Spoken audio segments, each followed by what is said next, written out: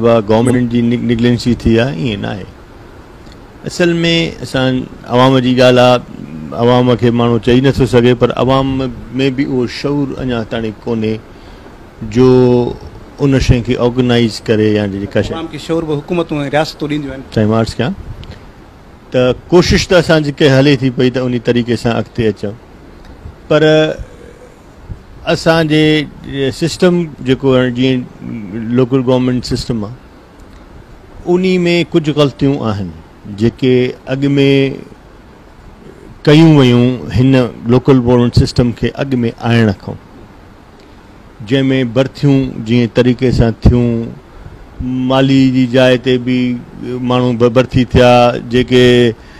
भंगी जी जाइ ते भी माण्हू भर्ती थिया, जेके पंहिंजो कमु उहो नथा करे सघनि। असांजी यकी जाकूं मां के 5-6 साल इन शइ में आहियूं, असांजो इहो हाल आहे वाइट कॉलर माण्हू जे करणु चाहिनि, रोज़ी कमाइण त को गुनाह न आहे, भली केर भी हुजे, पर पगार का कमु कनि, उहा शइ असांजी हिते घटि आहे। उन खे जेसिताईं असां कंट्रोल न कंदासीं त हे सिस्टम लोकल गवर्नमेंट सिस्टम असांजो खणी कहिड़े भी शहर ऐं ज़िले में आहे उहो कोलैप्स थो करे। हिन महिल कराची तव्हांजे साम्हूं आहे, उन में भी जेके प्रॉब्लम्स अचनि था त भई इन शइ जे करे प्रॉब्लम आहे, वाटर बोर्ड आहे या ॿियूं लोकल गवर्नमेंट शयूं जेके अॻु में रहिया आहिनि, जेके उन्हनि जंहिं तरीक़े सां उन्हनि जी भर्ती थियूं आहिनि उहो उन खे स्क्रूटनाइज़ करणु खपे, तॾहिं हे लोकल गवर्नमेंट सिस्टम। बेसिकली असां वटि घणी तव्हां लोकल गवर्नमेंट सिस्टम जी आहे जेका थिए थी। ॿियो एजुकेशन जे लिहाज़ सां जे असां वञूं था त मां ईअं भी चवां त खणी तव्हां सहाफ़ियुनि जा अहिड़ा घणा ई दोस्त आहिनि जेके मास्तर आहिनि, ठीकु साईं, फ़र्ज़ु त हर कंहिंखे पंहिंजो पूरो करणु खपे न, भले सहाफ़त पंहिंजे हंधि आहे,